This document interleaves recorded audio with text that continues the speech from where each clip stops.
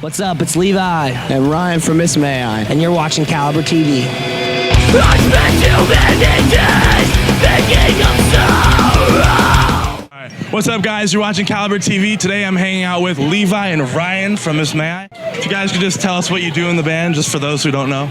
I'm the vocalist. I play bass fiddle. Bass fiddle, all right. Sings like an angel.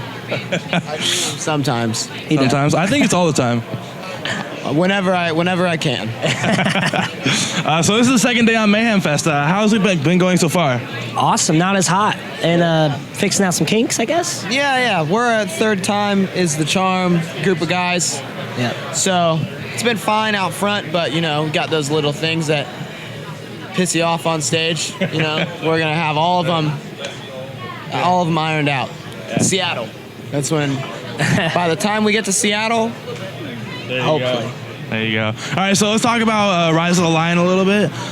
Even though the album was, written for the fans, as you guys said, can you guys personally relate to that album?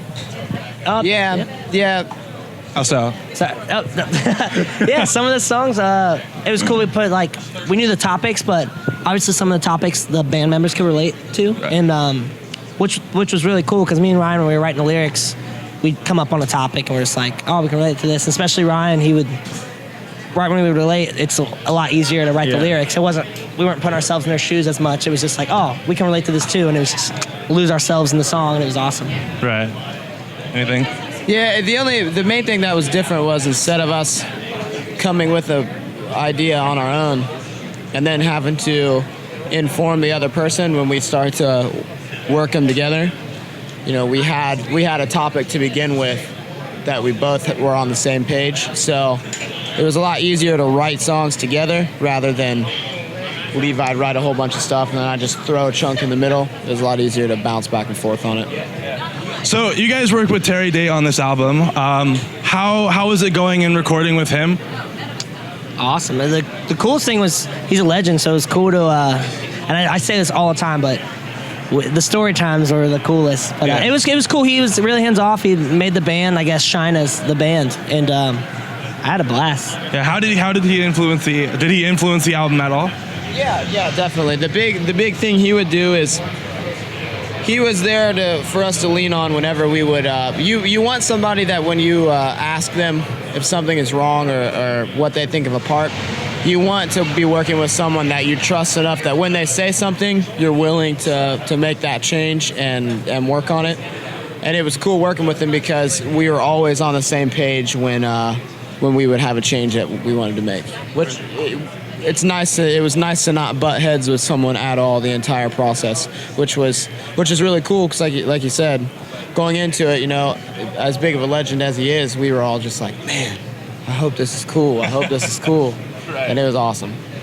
Well, do you guys see yourselves going back to Terry Day or Machine, or do you guys want to keep trying different sounds? We haven't even got that far yet. We're just trying to play the record good right now. Yeah, we're just trying to play and let everybody hear it right now. Yeah, and so far it's sounding really good. Thank you very much. So yeah, you guys have gone more of a thrashy route with your music now. Do you plan to stay with the style or kind of broaden your horizons? They broadened a bit every record. We haven't really wrote one that sounds the same as the one before yet. Why would you want the same record twice? Yeah. We like to do new things every time. Anytime we hear a band and we're excited about it, if it's something that we can learn from and give a shot next time, we're usually down to give it a go. For sure. With all these bands that are trying to become radio played bands, how do you guys see yourselves differently? We don't really. It's not like we don't try really to be on the radio. When it happened, it's just that song and it echoes worked. Like when we delivered the record, that song, the vibe around the record, everyone thought that it had the potential to do that, and it's not. We didn't write a song for that purpose. It just is that song, and. There are a lot of bands, I'm sure, who try to do that because they're already there, but we'd never been there. So as it was happening, we were the whole time we're just like, holy shit, this is, It's still funny to my mom's like, "You guys are on the radio." That's. I never thought your band would be on the radio. We're like, us either. Like we just wrote the song, and then everyone's like, "Hey, this could be on the radio." We're like, I guess, cool, try it out. Right. So knowing that metal was once a genre that nobody really kind of wanted on the radio, and now like people are starting to become more open with it. What's your stand on that?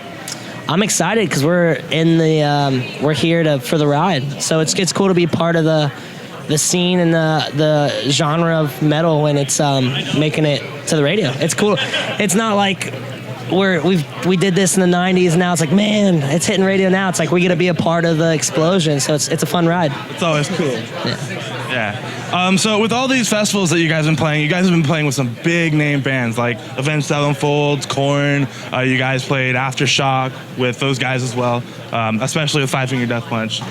Do you guys see yourself in the future playing with like even heavier bands like maybe Slayer or Metallica? That'd be awesome. We played with both of those. Yeah, we played with both of them already. Yeah. Oh wow. Yeah. Well, that answers my question. That's what's crazy about getting the chance to do shows like this.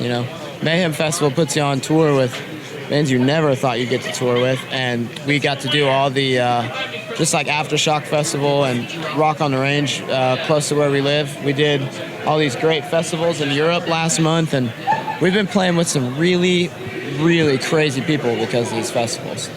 It's definitely not. That's another one that's just like the radio thing. It's not something we ever figured would happen, but this year it's happening. So we're like, all right, let's do it. Why not? What's the worst that could happen? Hey, got to make a name for yourself, right? All right. Well, thank you guys for watching CaliberTV. Be sure to check out Rise of the Lion. Thank you. Stay metal.